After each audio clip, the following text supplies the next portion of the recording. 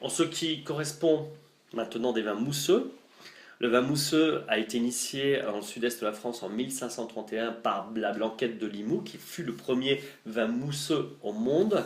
Ceci dit, Dom Pérignon a rendu le vin mousseux très connu à travers le champagne. Mais Dom Pérignon, nous savons qu'en 1600, à partir de 1650-1660, il organise un voyage dans le sud-est de la France, justement à la Blanquette à Limoux, à l'abbaye de Saint-Hilaire, une abbaye bénédictine, et il découvre le vin mousseux à Limoux, qui est élaboré avec un cépage qu'on appelle toujours Mauzac.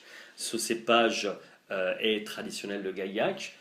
Dom Pérignon, fasciné par cette expression de gaz carbonique dans un vin, décide de ramener la recette en Champagne et décide de faire un vin à partir de trois cépages qui est le chardonnay, le pinot noir et le pinot meunier.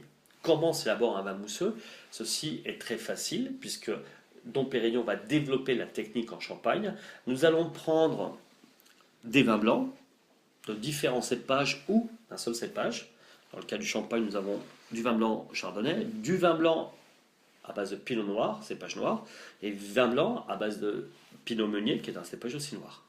Dans le cas de la Blanquette de Limoux, nous allons prendre uniquement le Mauzac, qui est le seul cépage autorisé pour la Blanquette de Limoux. Ce vin blanc, dans le cas du Champagne, nous allons faire les assemblages, c'est-à-dire que nous allons utiliser les pourcentages adéquats pour pouvoir faire le vin qui exprime la philosophie de la maison, de Champagne. Et nous allons provoquer une deuxième fermentation, qu'on appelle fermentation carbonique, en bouteille. C'est-à-dire que nous allons rajouter dans notre vin un petit peu de sucre, des levures qui vont produire plus de gaz carbonique que d'alcool, et nous allons mettre une capsule, comme la capsule que nous utilisons pour nos bières. Que se passe-t-il une fois que nous avons bouché notre bouteille? Les levures vont commencer à manger notre sucre à l'intérieur de la bouteille et vont provoquer une émanation de gaz carbonique. C'est pour ça que nos bouteilles de vin mousseux, non simplement le champagne mais d'autres vins, sont grandes, grosses, épaisses pour pouvoir contenir la pression que nous avons dans cette bouteille. L'élevage en bouteille va se produire au bout de 9 mois pour certains mousseux les plus simples, jusqu'à au-delà de 36 mois, voire 48 mois pour les grands champagnes. Certaines maisons de champagne vont pousser plus loin le délai minimum qui doit être respecté dans la bouteille.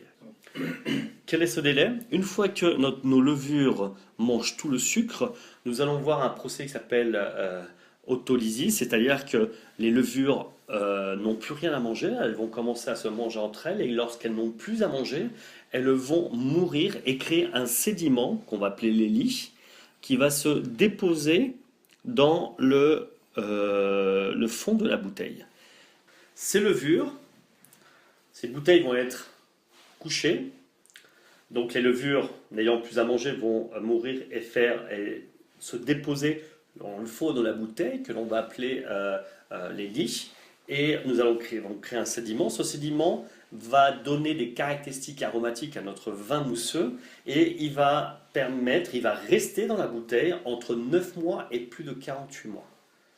Ce contact, le vin entre le lit, va donner ces caractéristiques de noblesse aromatique et de saveur en bouche du champagne. Plus le champagne ou le vin mousseux passe en contact avec ces lits dans la bouteille, plus le vin va être de qualité. Une fois que ce processus de fermentation, d'élevage avec ces lits est terminé, nous allons prendre notre bouteille de champagne et la mettre dans un pupitre ou utiliser des appareils mécaniques comme la gyropalette qui va permettre de bouger nos bouteilles. Et dans le cas de notre une bouteille de champagne manuelle, nous allons mettre notre bouteille dans un pupitre, nous avons nos levures qui sont au fond, et pour éliminer ces levures, il y a un remueur qui va donner une octave de tour à notre bouteille pour pouvoir déplacer notre dépôt de levure morte jusqu'à retrouver une position complètement verticale, comme ceci, pour que notre dépôt tombe dans le goulot de la bouteille. Ceci va nous permettre après d'extraire ces levures qui vont rester coincées dans le goût de la bouteille. C'est un processus qui dure entre 10 et 15 jours, entre 10 jours et 3 semaines. Et une fois que la bouteille est en position verticale, nous prenons notre bouteille, nous allons la mettre dans une solution aqueuse qui va permettre de congeler le goulot de la bouteille. Ceci va nous permettre de faire le débouchage. Nous allons enlever la capsule, la partie congelée qui va se trouver ou va être emprisonnée la levure, avec la pression atmosphérique que contient la bouteille, va partir avec un peu de vin mousseux.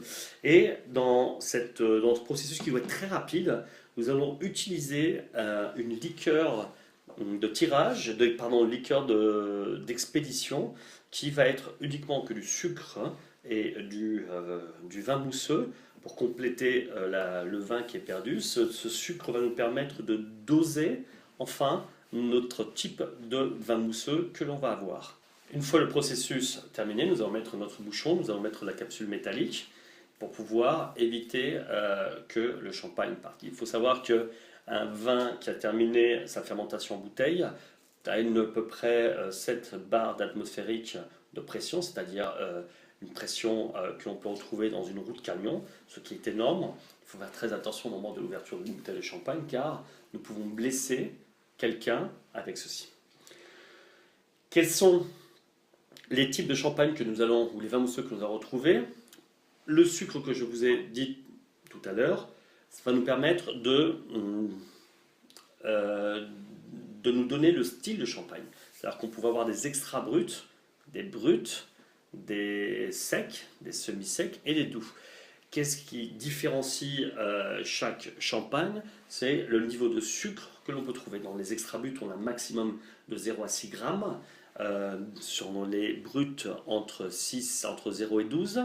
Dans les secs, nous avons entre 12 et 17 grammes.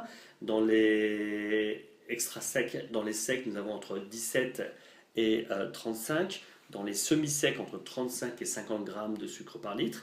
Et les doux, c'est au-delà de 50 grammes par litre. Nous allons aussi retrouver dans certaines étiquettes de champagne, ici nous avons un brut, c'est-à-dire entre 0 et 12 grammes de sucre par litre. Nous allons trouver des champagnes comme celui-ci, qui est un champagne brut classique, c'est-à-dire avec un minimum de 15 mois d'élevage avec ses levures mortes. Mais nous avons des champagnes qui peuvent être millésimés, c'est-à-dire qui vont être issus d'une seule récolte, une récolte exceptionnelle, puisqu'il faut qu'elle soit de très bonne qualité pour qu'elle puisse être millésimée. Et ce sont les champagnes qui ont au-delà de 36 mois d'élevage avec leur levure morte. Ensuite, nous avons des blancs de blanc, qui sont des cépages, des champagnes ou des vins mousseux élaborés uniquement avec des cépages blancs, dans le cas du champagne uniquement chardonnay. Blanc, ce sont des blancs de noir, c'est un champagne qui est élaboré uniquement avec des cépages noirs, c'est-à-dire pinot noir ou pinot meunier. Nous avons, dans le cas des champagnes blanc de noir très rares, élevés uniquement pinot meunier. Ce sont des champagnes très spécifiques avec une note carnique, avec une structure très particulière. Et nous avons les champagnes rosés. Donc les champagnes rosés sont des champagnes qui peuvent être faits uniquement de cépages noirs ou un mélange au niveau de l'assemblage de vin blanc et de vin rouge. Donc voilà pour les mousseux, j'espère que vous aurez une meilleure approche des vins mousseux.